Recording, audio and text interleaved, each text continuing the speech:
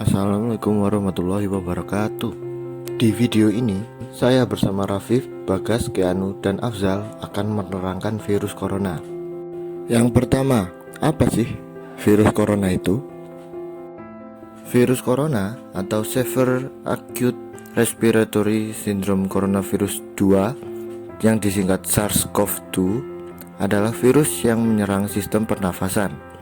Penyakit karena infeksi virus ini disebut COVID-19.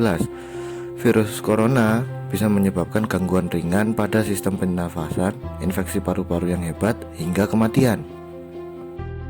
Virus corona atau SARS-CoV-2 adalah virus jenis baru dari coronavirus yang menular ke manusia. Virus ini bisa menyerang siapa saja, seperti lansia, orang dewasa, anak-anak, dan bayi, termasuk ibu hamil dan ibu menyusui. Lalu, apa akibat dari penyebaran virus corona? Selain menyebabkan beberapa penyakit seperti yang disebutkan di awal, penyebaran virus tersebut juga mengakibatkan para pelajar dan mahasiswa diliburkan sampai waktu yang telah ditentukan. Tempat-tempat pariwisata juga ditutup untuk sementara waktu untuk memutuskan rantai penyebaran virus COVID-19. Akibatnya, tempat-tempat pariwisata tersebut mengalami kerugian. Di beberapa daerah pabrik garmen terpaksa harus dibubarkan karena orderan atau pemesanan pun menjadi terbatas karena adanya wabah COVID-19 ini. Bagi karyawan atau buruh yang dirumahkan, mereka tidak mendapat gaji selama mereka dirumahkan. Akibatnya, keadaan perekonomian para karyawan atau buruh tersebut memburuk. Keadaan ini menyebabkan peningkatan jumlah pengangguran, walaupun hanya sementara. Tetap saja bagi karyawan yang dirumahkan, mereka kehilangan pekerjaan dan sumber penghasilan mereka untuk sementara waktu. Nah, berikut ini adalah cara penyebaran virus corona. Penyebaran virus corona melalui droplet. Penularan virus corona bisa terjadi melalui droplet saat seseorang batuk, bersin, bernyanyi, berbicara, hingga bernafas.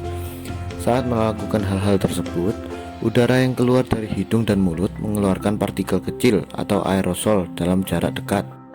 Yang kedua, penyebaran virus corona melalui udara. Setelah mendapat kritikan dari ratusan ilmuwan terkait penyebaran virus corona melalui udara, akhirnya WHO pun mengakuinya. Organisasi tersebut mengakui adanya bukti bahwa virus corona itu bisa menyebar melalui partikel-partikel kecil yang melayang di udara. Yang ketiga, penyebaran virus corona melalui permukaan yang terkontaminasi. Cara penularan virus corona ini terjadi saat seseorang menyentuh permukaan yang mungkin telah terkontaminasi virus dari orang yang batuk atau bersin. Lalu virus itu berpindah ke hidung, mulut, atau mata yang disentuh setelah menyentuh permukaan yang terkontaminasi tersebut.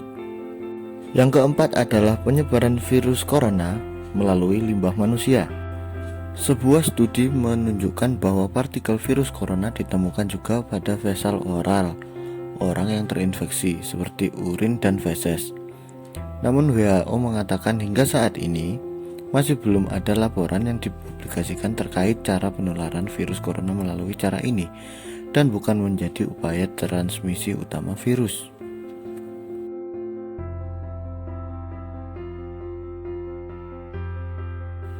Lalu, bagaimana cara pencegahannya? Yang pertama, cuci tangan Anda secara rutin. Gunakan sabun dan air atau cairan pembersih tangan berbahan alkohol.